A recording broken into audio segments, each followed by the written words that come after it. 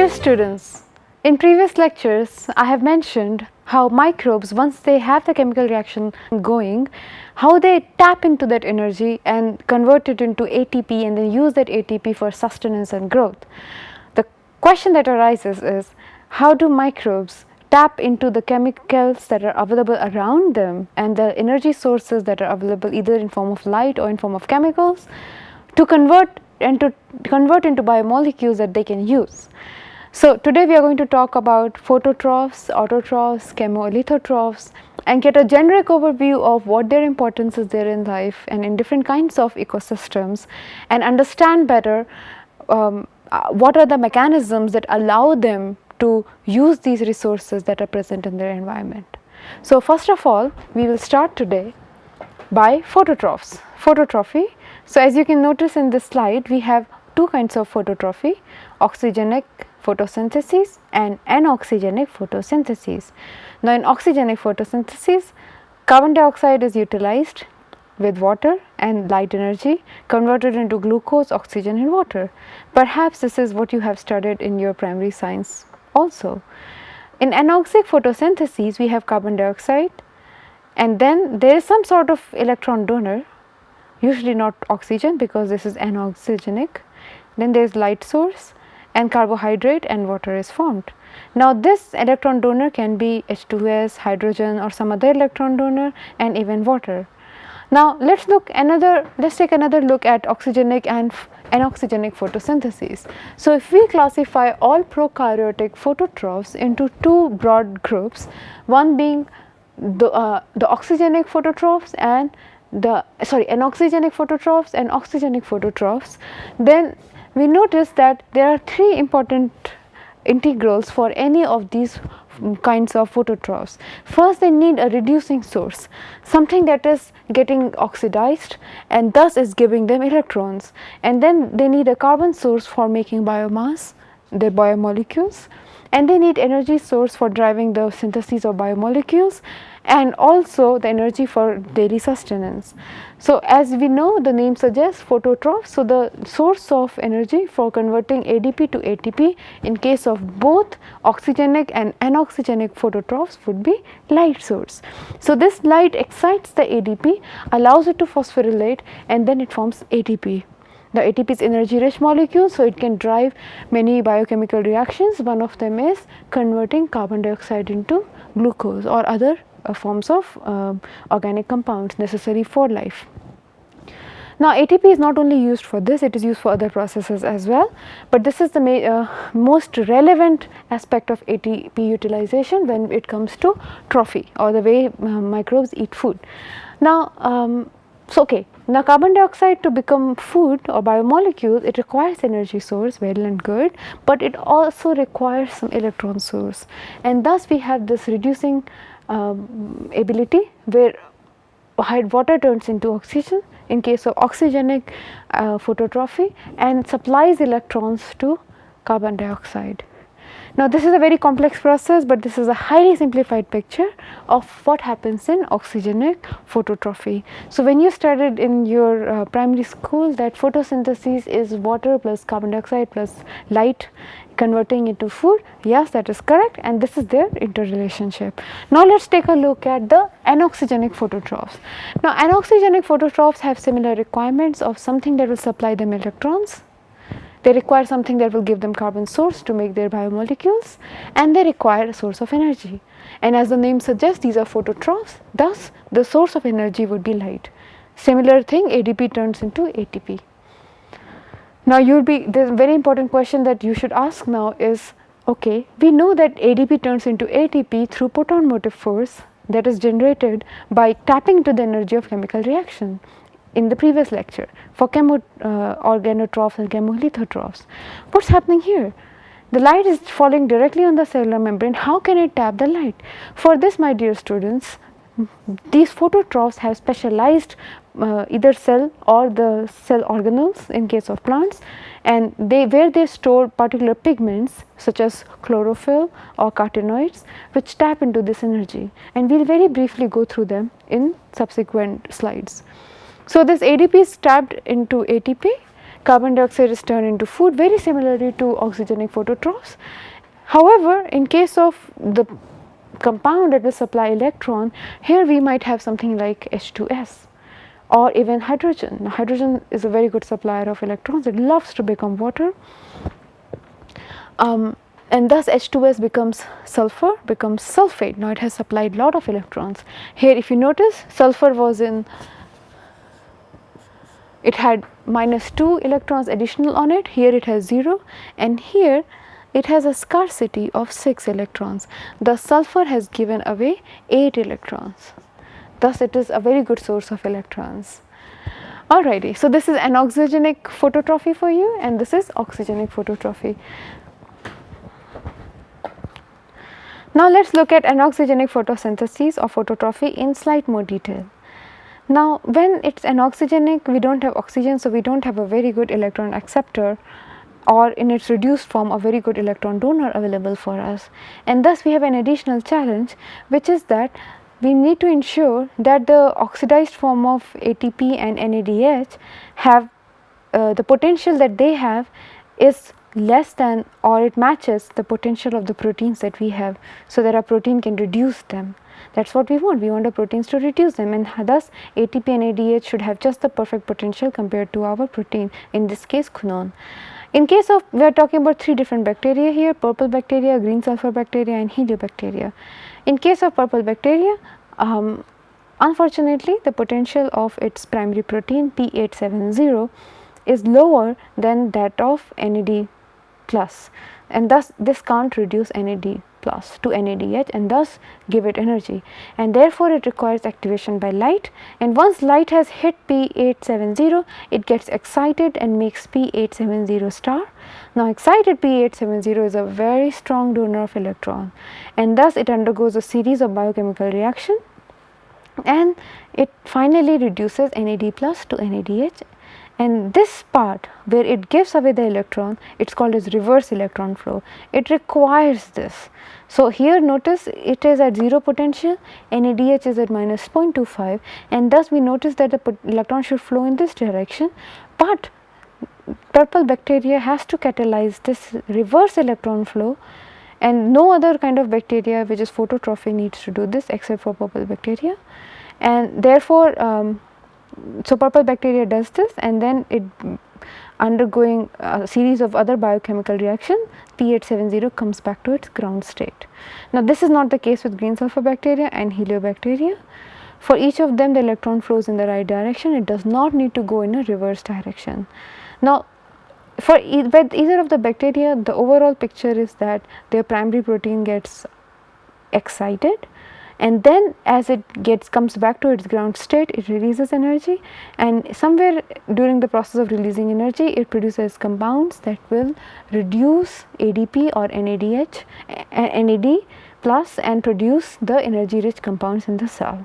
So, in case of green sulfur bacteria we have P840 that get excited by the light and makes P840 star, and notice that these compounds that P840 makes are very different from the compounds or the intermediates that P870 undergoes, and are also different from the intermediates that P798 undergoes, implying that for each bacteria, even though they are doing anoxygenic photosynthesis, so the source of energy for each of them is light, but their biochemistry or the proteins that are involved in tapping that energy of light, getting excited and then coming back to the ground state, and in the process releasing energy for reduction of ADP and NAD plus and other compounds that can be energy carriers and energy currency, they are distinct, they are very different, and you can only imagine for a biochemist how challenging this task is to profile all these proteins in bacteria that behave so similarly. And this brings me back to the first lecture, which was basically an introductory lecture for this course, where I mentioned how initially we treated microorganisms like a black box. We did not know much about them, we were only interested in their overall broad functions. For example, in this case we might be interested in, well, all of these are phototrophs, they use light as source of energy, and thus they are similar, and we can say that they have the same growth rate, they have same characteristics, similar demands, and they behave in similar ways. Now, obviously, as a population level, the population might have predictable behavior, but on a community level they were very diverse. And as we started understanding them better and microbiology grew, we found out that oh no, there are different kinds. One is oxygenic, one is anoxygenic. And then even let's say within anoxygenic we found out that anoxygenic phototrophs can be of very diverse types, and each of them not only morphologically different. For example, here you will notice in the slide we have purple bacteria, green sulfur bacteria, helobacteria. These names suggest a certain kind of morphology, a certain kind of behavior that can be observed visually by human beings, such as purple bacteria, purple color, green sulfur bacteria, green color, utilizes sulfur for its electron source or something else, most probably electron source. Well, I know it's electron source. So, this diversity, as we tapped into this diversity, we understood that on metabolic level, microbes are diverse, very diverse. Now, to give you an example, a single sample of an environment, for example, let's take soil sediment. A soil sediment may have millions of microbes in it, billions of microbes in it, and each of these billion of microbes, well, they are growing, they are dying, but they belong to certain categories of microbes. Some could be bacteria, some could be protozoa, some could be something else, Archaea. Now, within a particular domain, let's say bacterial kingdom, we might have very different kinds of bacteria. Now, some could be aerobic bacteria, some could be anaerobic bacteria, and now each of these aerobic and anaerobic bacteria would have again very different metabolism. Some reduce sulfate, some oxidize sulfur, some reduce sulfur, some create methane, some oxidize methane, some are nitrogen fixing, some denitrify, some oxidize ammonia. So, we notice that within this small sediment sample, we might have microbes with very different metabolic pathways and metabolism. And in these lectures, I am presenting to you one at a time. Okay, we are talking about phototrophy. Okay, showing you the examples of 3 different kinds of bacteria undergoing anoxygenic phototrophy. But in experience, we note that they are linked with their neighbors. So, a phototrophic bacteria interacts with some other kind of microbe, heterotroph or an autotroph, and thus when they combine, they talk with each other, their chemistry and their behavior on an individual level and even on a community level varies, and it becomes very different. And thus all this to drive home 2 points. One is that microbial communities are immensely diverse when it comes to metabolism, when it comes to their behavior, what they consume as food, what is the energy sources, and what are the proteins that are involved in it. So, the first point is diversity, immense diversity, and many microbiologists believe that we have barely scratched the surface, less than 1% of microbes we really know well. The second point that I want to drive is that when a microbe is studied in isolation, its behavior can be very different from how it behaves in community level. So, for example, cellulose degrading microorganisms, some of them can degrade cellulose as single pure culture. So, I have a pure culture of Clostridia, a type of Clostridia, Thermocellum for example, and it will degrade cellulose and anaerobically and perfect, and I know the exact proteins that it requires.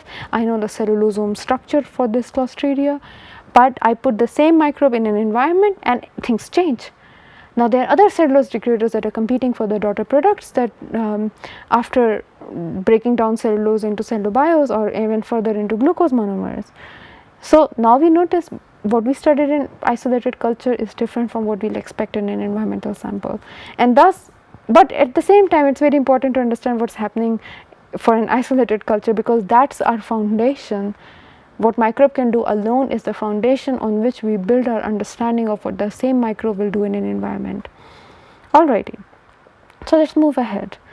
Now, we have an example of oxygenic photosynthesis. Here, notice that here we had a D-shaped cycle. So, protein gets excited, returns back to ground state. In the series, it undergoes series of biochemical reactions, releases energy, reduces energy carrier molecules, and thus taps in energy. Now, in oxygenic photosynthesis, this is not D-shaped, it looks like inverted W or a Z-shaped. Most scientists believe that this is Z-shaped, so they call it Z scheme. On y-axis we have the redox potential from plus 1.2 electron volt to minus 1.2 electron volt, and on x-axis we have the time series of what's happening. So first we have this beautiful protein chlorophyll P680. It gets hit by photons, gets excited. Now as it gets excited, it again wants to come back to ground state, but here is the beauty, it never really comes down to ground state. It stops here at chlorophyll P70, where it's open to being hit again by photons, produces excited version of chlorophyll P70 and undergoes the second phase of photosynthesis, and thus reduces NAD plus to NADPH, energy rich molecule here. Now let's look one by one. So here we have a water molecule and it gets oxidized into oxygen and releases proton, undergoes a series of chemical reactions catalyzed by many different proteins, and what it does is it reduces chlorophyll P680 to chlorophyll P680 in its activated form.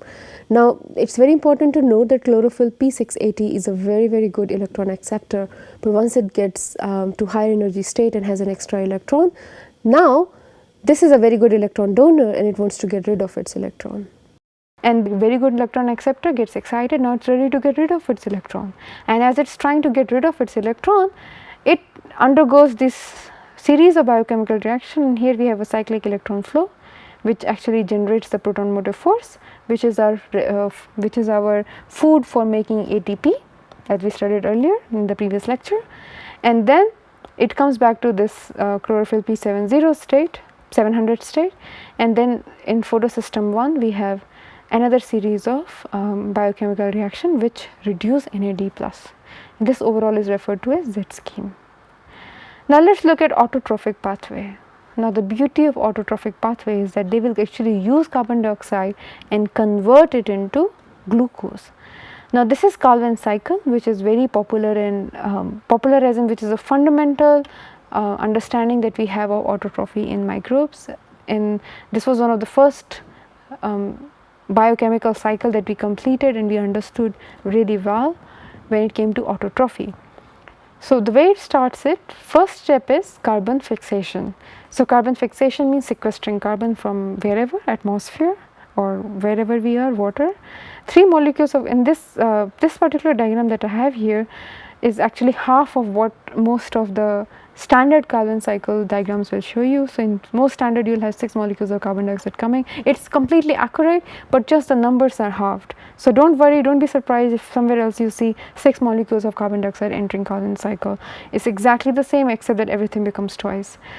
So we have 3 molecules of carbon dioxide, they come in and they undergo the first stage, which is carbon fixation.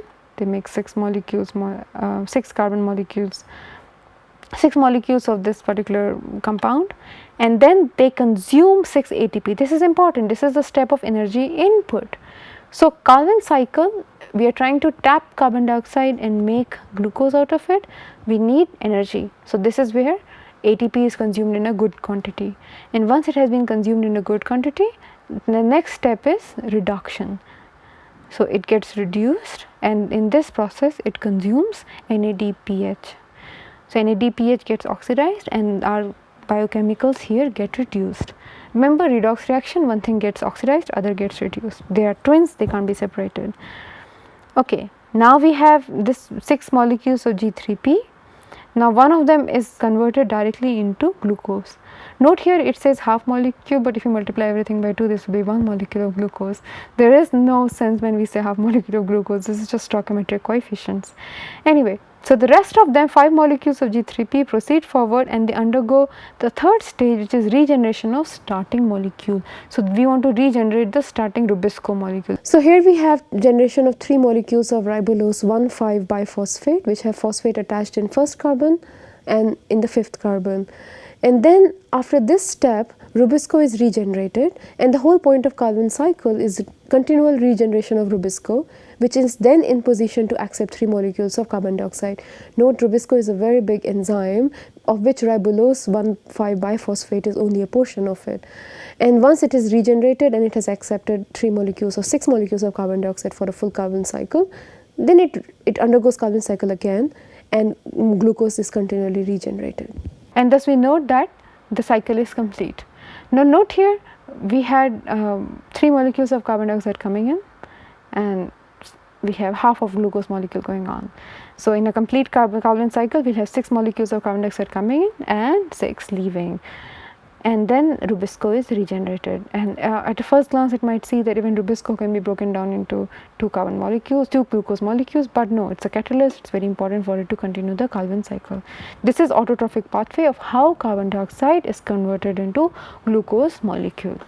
Now remember, each of these steps are most likely catalyzed by very specialized enzymes, which are proteins and which are encoded by DNA, FYI, and very simple version of it is being presented here. Now this carbon cycle is present throughout the environment, and here I have pictures of purple bacteria and green cyanobacteria. It's definitely present in these two and many more. Alrighty, now let's look at the other, chemolithotrophy. Now chemolithotrophy, as the name suggests, we have inorganic compounds serving as electron donors. So for example, in our Anoxygenic phototrophy, here we have H2S serving as electron donor. So this in one sense is an example of chemolithotrophy, in one sense. Now it's very important to understand that when we undergo chemolithotrophy, in chemolithotrophy, the energy that we can tap from inorganic molecules is less than the energy that we can tap from glucose. So remember, as how in previous lectures I mentioned that aerobic microorganisms will have a better bacterial yield and will have faster growth rate than anaerobic microorganisms, because oxygen's potential to accept electrons is much more than any other electron acceptors. It's the highest ranked electron acceptor, and thus the energy gap that it produces. So let's say this is energy donor, this is oxygen electron acceptor. So when it accepts electron, this delta G is higher than any other redox reaction can give in life, and thus aerobic microorganisms grow faster. Similarly, in case of chemolithotrophs, we notice that when we are oxidizing glucose, we generate more energy than we can by oxidizing any of these molecules. So what this should suggest to you is that whatever different kinds of electron donors I have, whether it is, as in this case, we have HS minus, or we have sulfur, or we have methane, or even hydrogen. More often than not, in fact always, we notice that glucose is the better electron donor than them. So we note that if we make our redox tower here, we have in our redox tower we have positive electron voltage here and negative electron voltage here. So we can rank our molecules on this redox tower. Now the more positive or electron hungry a molecule is, the lower it will be. Somewhere here we have 0 electron volt, so the lower it will be on our redox tower. So as I mentioned just a while ago that oxygen is the best electron acceptor for life, you can assume that oxygen will be at the bottom of this redox tower waiting to consume electrons. Now as we write down these different compounds here, and here we can write different electron donors. Let's say here we have sulfur, and here somewhere we have glucose. Alrighty, now let's say here we have nitrate, here we have sulfate. Okay, so these are our electron acceptors and these are our electron donors, and we call them electron acceptor and electron donor in always in pairs. So oxygen in itself is not an electron acceptor, it always requires someone to donate its electron. For example, let's say there is sulfur here and it donates its electron, then sulfur is electron donor and this is electron acceptor. On the other hand, the same sulfur can also act like an electron acceptor. If something really reducing gives it electron and it makes HS minus, then sulfur would be electron acceptor and the more reduced stuff would be electron donor. And thus we know that electron donor and electron acceptor are relative terms and they are always in pairs. Now when it comes to energy, how much energy output will be available to microbes when any of these redox reaction happens? We mentioned before, we talk about Gibbs free energy. And standard procedure is to look at prime naught. So under STP, pH 7 and everything is at 1 molarity, both products and reactants. So if delta, now the bigger the difference there is in delta G, the more energy will be available. And obviously we mentioned that less than 0 is minimum for life to go on. So it has to be negative. Now the more negative it is, now for example, if oxygen is oxidizing glucose, now we have a bigger drop in energy, hence delta G would be minus very big number compared to if oxygen was oxidizing sulfur, right. Similarly, in this chemolithotrophy that we are mentioning, we note that when inorganic compounds act as electron donors, when they are the ones donating electron, they cannot match the energy that microbes can get when glucose is acting as electron donor. Now this redox tower must be able to explain this to you, why that is so. So here we get this much energy, whereas in case of glucose we got more energy. And thus oxidizing glucose is more energetically favorable for microbes than oxidizing inorganic electron donors. And this brings us back here to the first point bullet here in this slide. Energy yield is always lower than that of a glucose molecule in case of chemolithotrophy. And you can imagine chemolithotrophs are more often than not slow growing microorganisms compared to heterotrophs. Much less energy is available from oxidation of inorganic molecules than from the complete oxidation of glucose to carbon dioxide, which is an enormous Gibbs free energy change of 686 kilocalorie per mole. This is because the NADH that donates electron to the chain has more negative reduction potential than most inorganic substrates. So here is different inorganic substrates and they are getting oxidized, and here is their delta G. So when hydrogen gets oxidized to with oxygen makes water, its delta G is minus 56.6. For nitrite to nitrate it is minus 17.4. For ammonia to nitrite it is minus 65. So if we have ammonia to nitrate formation, we can add them up and it will be around minus 82.4. If sulfur is getting oxidized to sulfuric acid, we have minus 118.5, and then S2O3 to sulfate we have minus 223.7. So this is a pretty good electron donor. And ferrous to ferric minus 7.2, not big difference. And we can broadly classify them as hydrogen oxidizers, sulfur oxidizers, iron oxidizers and nitrifying bacteria.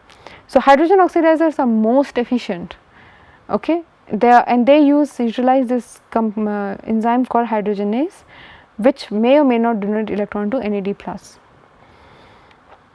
Now in sulfur oxidizers, we have different kinds of sulfur oxidation that can happen. It can be sulfur, it can be HS minus, it can be S minus minus in case of H2S, hydrogen sulfide, and here we notice it can be also S2O3. Now this undergo substrate level phosphorylation, which is fermentation, and also oxidative phosphorylation. So this is the uniqueness of sulfur oxidizers. They can undergo fermentation and as well as respiration. Now substrate level phosphorylation, which is when they are undergoing fermentation, is through APS. Now in case of iron oxidizers, which is the last reaction here in this table, we have name of one microbe here, by the way, Thiobacillus ferrooxidans, and it's an acidophilic microbe. So what does this inform you? The word acidophilic. Philia means love, acid means pH is less than 7. So this microbe loves when pH is low, lower than 7, and then it oxidizes iron to ferric. And this must give you information that because delta G is not very high, the conditions in environment must be really suitable to drive this reaction, because microbes have very little to gain. So the environment must be pushing the microbe, well, you can always oxidize iron, and thus it will. Now acidophilic Thiobacillus ferrooxidans is very interesting. It among other acidophiles are very important because these acidophilic iron oxidizers create beautiful sceneries across the globe, and here are some pictures for you. Now this is the hot volcanic lake and it's very acidic, so high in protons, and here we have iron that has been oxidized to ferric, not chemically but biologically through acidophilic bacteria like Thiobacillus. Similarly here we have another picture, and here we have water from similar lake.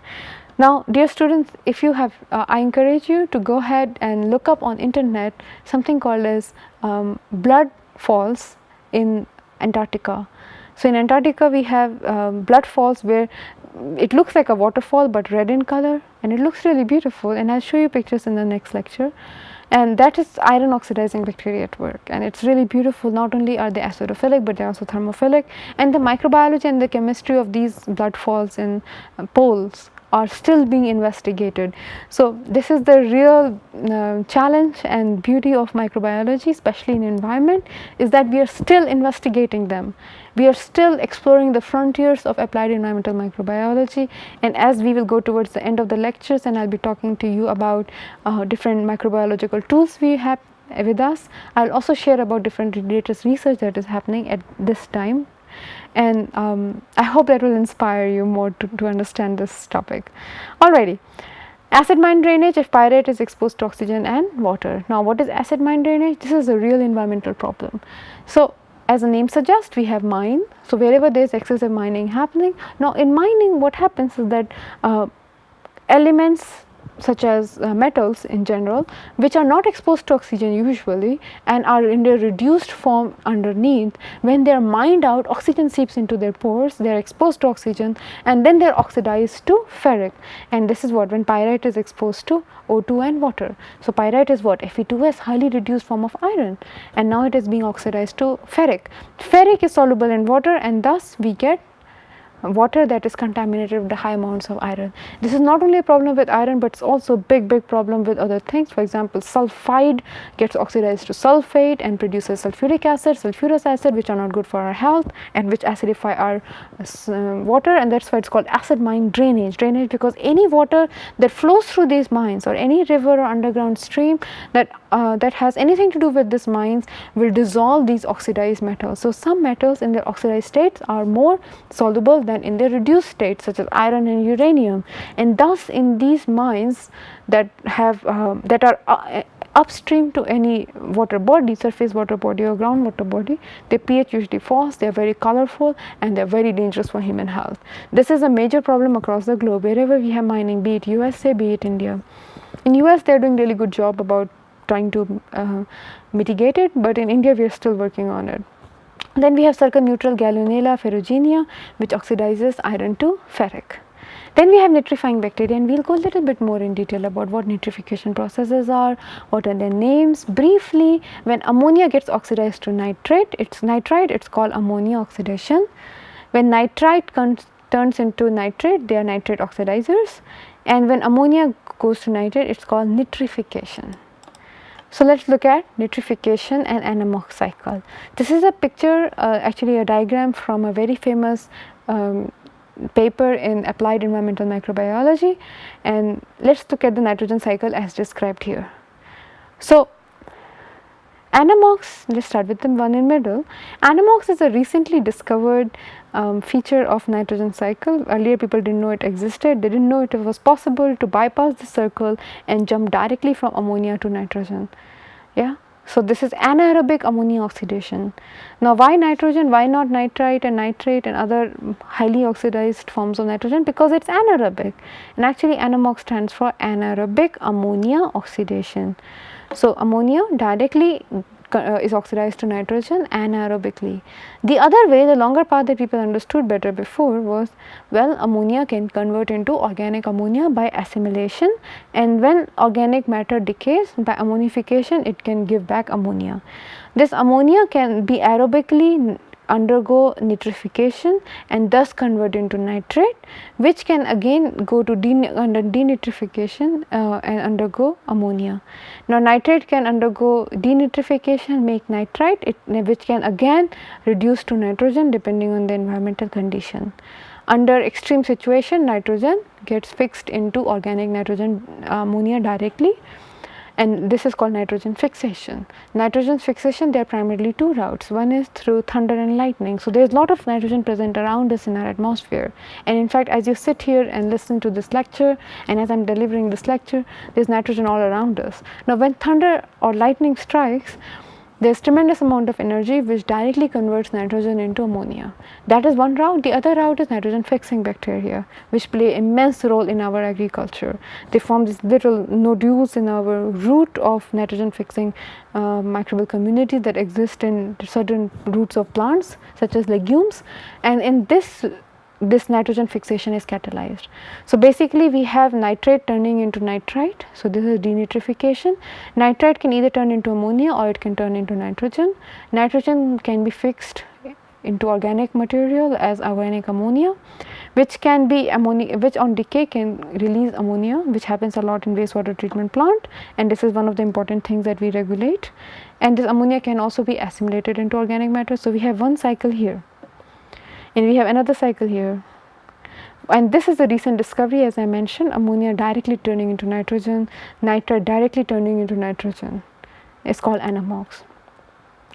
So this is a cartoon of nitrogen cycle and the role that prokaryotes play in carbon cycle, and this is where, even though it shows carbon cycle, this is where nitrogen fixing bacteria are important.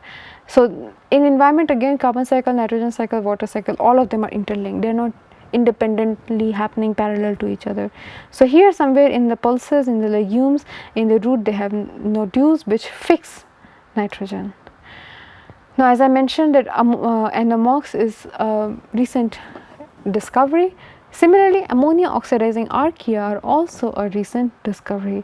For so many years, people did not know about these ammonia oxidizing bacteria. So I thought it would be a good idea to spend some time and listen to what ammonia oxidizing archaea are.